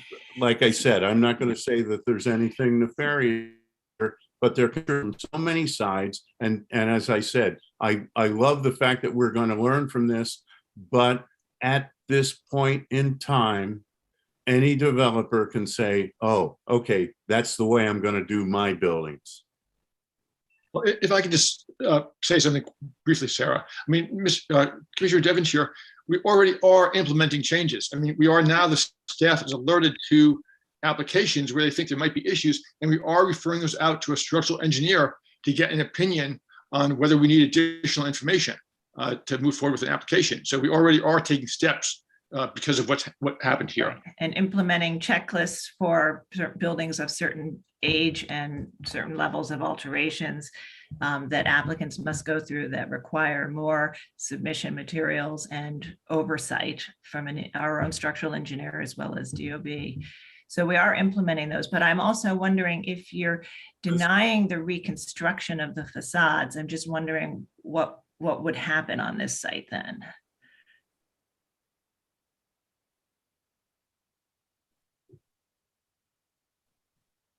I'm sure I'm in the minority here, so it's not going to mean anything. Okay, it's sort of on Me, principle. one way or another to change my opinion. What the bigger picture for me is the bigger picture. Okay. Not this particular. Okay. All right, Commissioner Chapin. Yeah, well, obviously this is, a troubling event that has happened. And, I spent some years at Department of Buildings, and obviously vulnerabilities are not always evident without cracking in the facade or leaning of the walls when work starts to commence on a building. And I'm not a structural engineer, and I am not doing preservation work as Commissioner Devonshire is. So I only could depend on our council's, report earlier that this, what happened did not result from the work being conducted, but what was uncovered by it, which is quite a difference, so these things obviously are the results of long-term deterioration that is not always evident, and not always, and not necessarily the responsibility of the current developer as far as that goes, which is another issue. So at this point, I'm not convinced, as others may be, that it could have been prevented if someone had discovered. So the question is that it might have had to have significant demolition if somebody wanted to do anything at this site, and if they didn't do anything at this site, you could have had a collapse. It sounds like but I can't, without a real forensic investigation, I'm not sure what the situation is. What I do know, obviously, is we are now in a situation where we don't have, we have to restore the building in some fashion. And I'm kind of with Commissioner Bland, which is we need to preserve as many party walls as we can. We need to preserve as much of the historic material as possible for the reconstruction purposes. And obviously also, yes, we should take every action we can to make sure that as we proceed with any building, any work on any building, that the work itself does not endanger the building. And if the building may be endangered by it, if we can, to the degree possible, we need to discover that and then decide, okay, what's going to happen? Does the building need some immediate action, and that may result in demolition, or does it not, and so on. So those are all questions I understand that the staff and the council's office are pursuing with the Department of Buildings, I'm sure, working with them as well. Anyway, so my position is we should authorize reconstruction with the materials available and preserving as much as we can of the fabric and any structures that are structurally stable or can be stabilized. So that's my position. Great. Commissioner Lutfi? Thanks, Sarah. I'm, of course, in agreement with everybody that the situation is, it's more than unfortunate. It's sort of disappointing. It's something we want to prevent from happening in the future. And sometimes these things happen, and when things like this happen and they haven't been taken into account as part of a process, a preservation, redevelopment, restoration process, we all have to pause and reassess what went wrong, what could have been done, and what are we going to do now? We have to do something now, and we have to do something going forward. So first, I'm very heartened by the fact that the applicant has come to us in earnest to try to resolve this in a way that makes sense. And number two, that the commission has not tried to push this away, but embrace this in a way so that we can learn from it. And as we move forward with other projects like this, we're more proactive. And in being more proactive, we can hopefully prevent this kind of situation from happening in the future. That's all positive. And as I said, sometimes you don't get to that point until, unfortunately, a situation like this unfolds. So I am happy that we're in this place. even though it's a double-edged sword here, but I'm happy because I know the agency is, and I feel comfortable in the approach that the agency is going to try to take with sister agencies to deal with this in the future.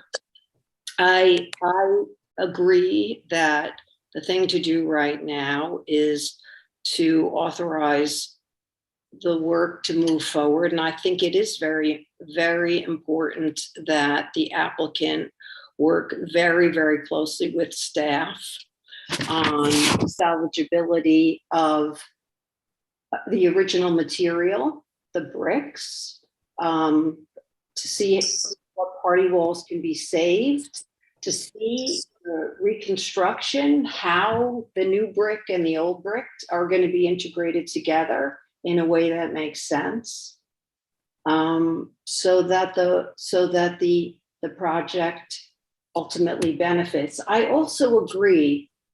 I'm on board with this idea of preserving to the best, of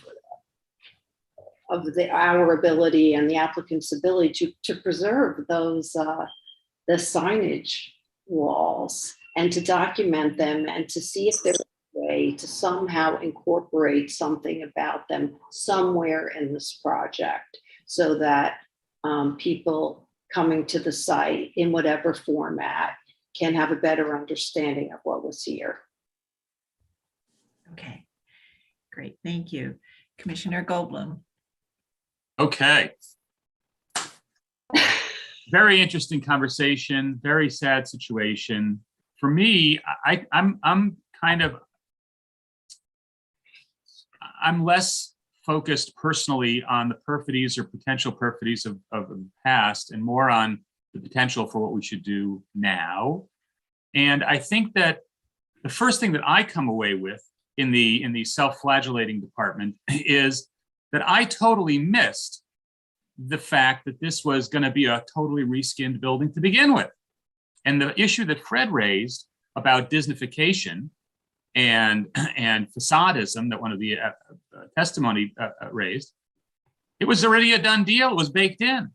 And so the fact is here that we're debating not the aesthetic, an aesthetic change of one iota to the approved design, but rather a modification of the structure supporting that totally new or totally rebuilt facade. And the crisis here for me is not that those inner wipes of brick have proven to be unstable and therefore needed to be removed, and therefore the facade needed to be removed, because the parts we were going to see were going to be removed anyway. But rather, it goes to the other imperative of what we do here, right? We do how it looks from the street, and we do historic material. Those are kind of the two big things. And what this is a crime against historic material, because the historic material, even though we're salvaging the bricks, the units, the building is in large measure gone and will have to be rebuilt. So what that tells me to do today is, yes, I would totally approve the reconstruction of the facade. However, I would do so in a way that maximized the retention of extant historic material. One, in terms of the replacement of the bricks, like Jeannie was saying, I think it might be worth considering not only putting back the sign on the corner building, irrespective of the shutters, either we take off the shutters or leave them on and have them over the signage. But I think you've got to put back here whatever it is that isn't fake, or that isn't ersatz, or that isn't rebuilt, or it's going to be rebuilt, but that isn't, that's old, that's real, and that communicates its historicity. And I think that the signs do that. And if that means not power washing them, then don't power wash them. If that means not greenwashing them, don't greenwash them. Just put them back. Make sure that the joint sizes and the joint composition is commensurate with the historic. Make sure that the details are, make sure that we're salvaging every piece we can salvage. And in terms of what Jeannie was saying, I think that their aesthetic approach of weaving in the old and the new brick makes sense. However, if we're trying to maximize historicity, it may be better to rebuild in total a number of the former individual units and have all the new bricks segregated off to one side. I don't know. That's a kind of aesthetics versus historic truth question that I think can be debated. And I'd love to get the staff's input and those who know these things better than I do. But I think that there's an argument to be made here that if the whole damn thing is being rebuilt, let's rebuild it such that there's as much historic material as possible together, and so that it's not a Disney presentation. Also to that point, my recollection of the application, of which I was not a fan at the time, was that there was too much of the interior brick party walls being removed. Let's make sure that the amount of brick party wall is retained as much as possible in its current today configuration. My recollection was that they were removing large quantities on the first floor and lesser quantities, but still significant quantities up above to make for a more uniform situation. Frankly, uniformity is not something that I would consider to be an essential historic preservation ideal. I think that if we're trying to preserve the buildings and the parts of the buildings that are left are the party walls, we should seriously consider preserving as much of them as we can. And that also goes for things like lintels or any elements. I think we should be aiming here not for a beautiful reconstruction, but for a historic reassembly to the greatest degree possible, and a compensatory preservation of things that we maybe last time didn't focus on as much, because now we realize how precious the artifact is and how we have lost a major component of the artifact. Therefore, we should hold on to as much of the artifact that's left as we can. Okay, thank you. And I do think that, since this has happened, the staff has worked with them to do extremely detailed drawings and understand the amount of bricks salvageable. So I think the intent is to keep and reuse as much brick as is feasible. And so I think the question of whether you aggregate it in one place or weave it through out the facades is a really good question, but probably needs to be thought about down the road in the future when we understand how much we're actually dealing with. But thank you for that. Okay, Commissioner Shamir Barron. Thanks. Chair Carroll, can you clarify for me, because I think I'm a little bit confused about whether in May, did we actually approve the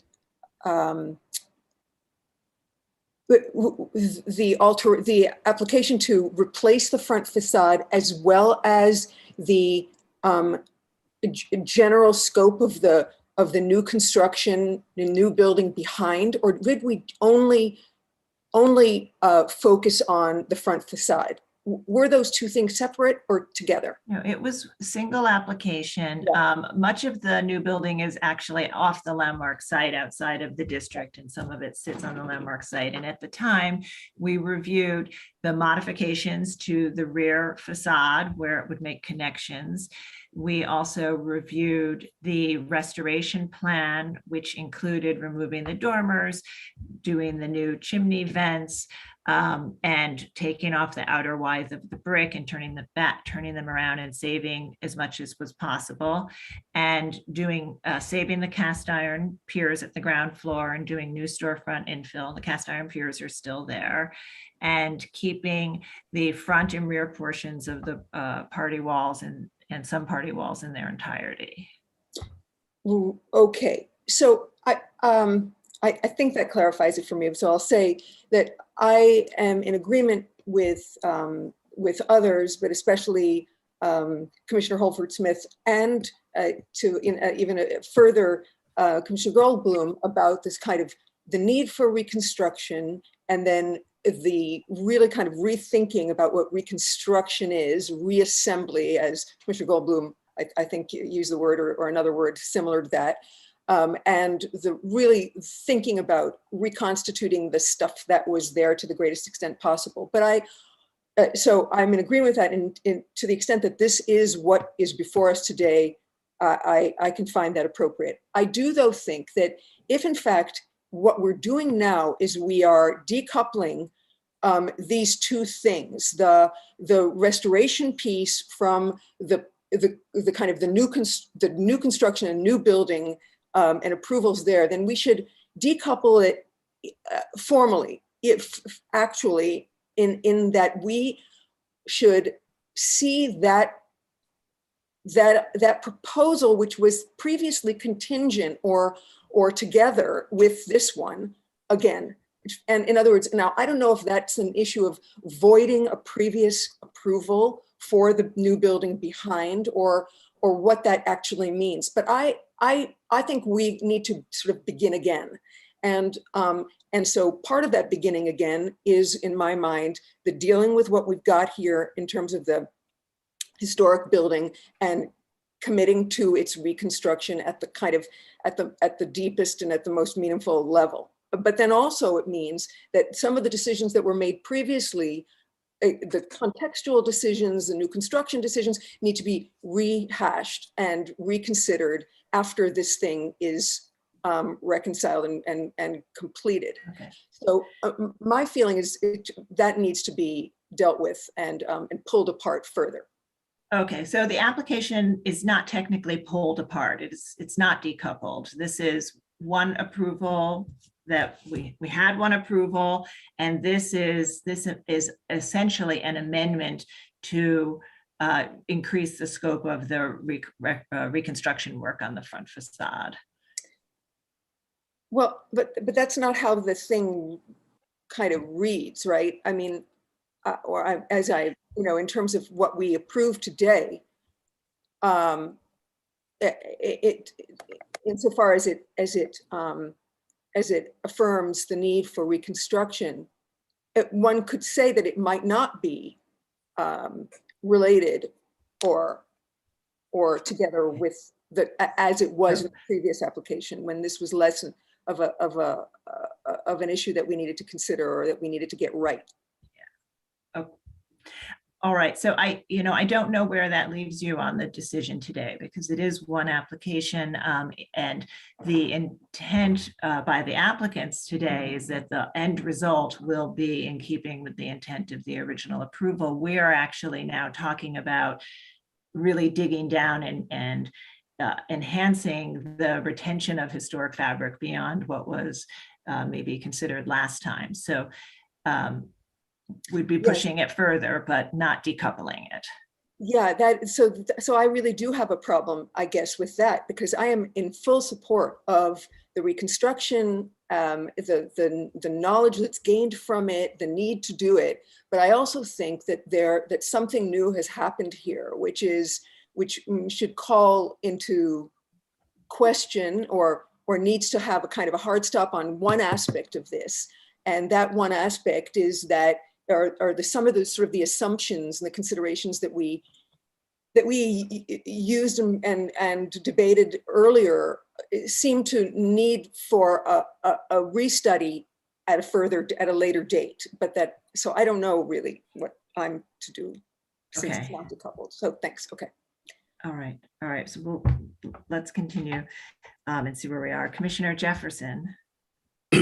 I'm for replication, but what replication? How are we going to do that? And I think since we're saving 60% of the existing brick, how that's distributed across this facade, that's the issue for me. How do we do that? And how do you plan it out? And how does the staff think about it? And that's the crux to me of the restoration process. Okay, and that will be something that will be ongoing. Today I think we would do it conceptually, and we would have to continue those explorations. Okay, Commissioner Chen. Very interesting discussion. Love to hear the comments from all the commissioners. Anecdotally, I can tell you that I was visiting a potential landmark building a few years back, a very famous case. Prior commission was trying to designate that building. And it turns out the whole facade was like if you ever remember the old series, The $6 Million Man, where every part was reconstructed and patched together. And to Commissioner Goldblum's point about that, that was what the outside world and the preservation community and the commission was fixated on. And we went there with the expert and looking at the facade, and it was all incorrectly put together. And yet that was what the Hollywood facade stands for, the preservation, which is that the bonding was incorrectly put back together. The courses was wrong. The balcony was incorrectly put. And yet what was really worth preserving are the sidewalls. The sidewalls were solid, and no one was paying to the attention to the sidewall. And as we were standing there, this perfectly solid sidewall, the brick popped out in the middle of nowhere. Just like the mortar joints was in place and the brick popped out just while we were standing there. No one was doing anything touching the wall. And that is the dilemma for us. You know, we always talked about beauty being skin deep, and yet we are drawn to that so-called facade, right? Facadism. And so I think that the lesson for me here is now what, right? The old walls are gone, the bricks are here. And Commissioner Goldwyn raised an interesting point. Should we just reconstruct a part so that as much as possible, concentrate all the brick? And to Commissioner Jefferson's point, is it, do you want to concentrate on taking all the brick that we have, the 60%, into one portion? Or do we scatter to it that these are the material? And so to me, it's like, is quite obvious that we can't go back. The facade is gone. And so the question is now what? So I do think that we should have, I'm glad to hear that the commission is reading for gradually and working with DOB. And I don't think even DOB, to Diana's point, that you could have foreseen that this brick will pop out in the middle of the brick. I mean, the wall is solid. And so I think that the recommendation should be that we should salvage as much as possible and have the staff work very closely and really start going out as well to look at, potentially fragile buildings that may be masonry that is in jeopardy. But again, sometimes it's in God's work. I mean, I can't say, but I do think that, for us, our hands are the choice is quite obvious today. Yeah. Okay. Thank you. So I think that I've covered everybody. And I think where we are is we have enough to vote to approve the reconstruction with the condition that, as always, that they work very, very closely with the staff, as they have been and should continue to do so, to verify the amount of historic fabric that can be reused, and to try to salvage as much as is possible, even more than they anticipate at this point, if that's possible. We have been assured by DOB, I think, that we can get very close mortar joints, unlike some new construction. So I think we are going to be monitoring that as well. So to work closely with the staff on the extent of historic fabric that can be salvaged and how it's executed, to be as close to the original as possible. And also to continue to explore the extent of the party wall replacement. Commissioner Goldwyn, would you make that motion? Okay. Hold on. I mean, the problem is that I didn't vote for this in the first place. So okay. I might not be the best guy to do that. I was not a fan of since it is not being decoupled, I was opposed to the tower. Okay, no, fair enough. That's a good point. Commissioner Lutfi, would you make the motion? Yes, hold on one second. I now have to find my. I had thought of you because we're sort of going with your suggestions, but we'll do those suggestions anyway. Got it. Okay. Oof. Okay, in the matter of docket 22-06133, 44-54 9th Avenue and 351, 355 West 14th Street, Gansevoort Market Historic District, a row of Greek Revival style row houses and stores built in circa 1845-46, and a row of Greek Revival style townhouses with stores built in circa 1842 to 44. The application is to reconstruct facades. I know that the building style, scale, materials, and details are among the features that contribute to the special architectural and historic character of the Gansevoort Market Historic District. I also note that the other aspects of the previously approved larger project for these two sets of buildings, including the details of the proposed windows, cornices, storefronts, and sign band, reinstallation of the balcony and shutters at the 9th Avenue buildings, the retention of portions of the party walls, and the recreation of the form of the prominent historic chimneys at the 9th Avenue buildings, and form and materials of the chimneys at the West 14th Street buildings are consistent with the prior approval.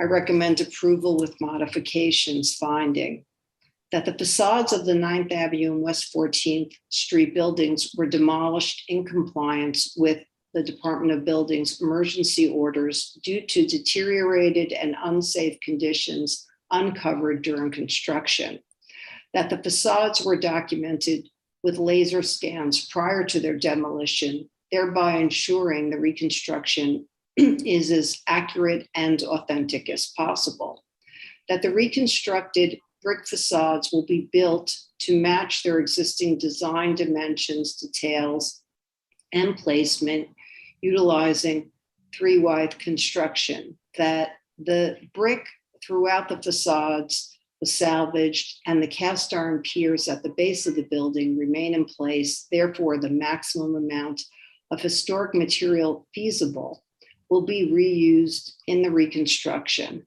that no expansion joints, metal relieving angles, or plastic weep tubes will be incorporated as part of the reconstruction work, and that the work will support the long-term preservation of the building, and that the work will result in the fulfillment of the design intent of the prior approval and will not detract from the special architectural and historic character of the Gansevoort Market Historic District. However, I find that the juxtaposition of the new and salvaged brick in reconstruction projects can often draw undue attention to the new brick, if not a perfect match, and can detract from the overall appearance of the reconstructed building. Therefore, I recommend that the applicant continue to study the best combination and placement of the salvaged and new bricks in the reconstruction work in very close consultation with staff, and that the applicant look for an opportunity to incorporate some of the uncovered brick that denoted earlier signage on the building, to figure out how to incorporate it in some way into the project so that it tells the history of what these buildings were all about. All right, and that they continue to work with the staff to ensure that the greatest amount of historic fabric can be salvaged. Okay, Commissioner Chapin, would you second that motion? Yes, sir. That's going to include the party walls as well, right? Yes. Okay. I second that motion. Thank you. And John, will you call the vote? Chair Carroll, Aye. Commissioner Bland, Aye. Commissioner Barron, I wait, I would, I think I may need to abstain or vote no if in fact the tower approval cannot be decoupled from this. okay, so that says no. Okay. Uh, There's no abstention? You can abstain if you want. Commissioner Chapin, Aye. Commissioner Chen, Aye. Commissioner Devonshire, No. Commissioner Goldblum, I'm going to vote no because of my earlier vote, not because of the particular matters that are associated with this amendment, but because the amendment is linked to the earlier approval, I'm going to vote no. Commissioner Jefferson, Aye. Commissioner Lutfi, Aye. Commissioner Holford Smith. Aye. 7 in favor, 2 opposed, and 1 abstention. The motion passes.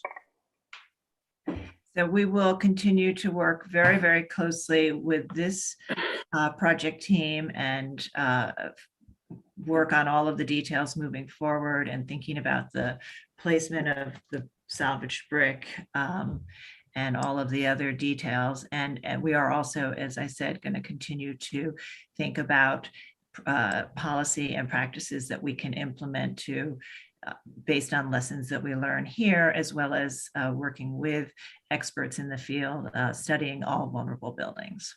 All right, so thank you. This is approved.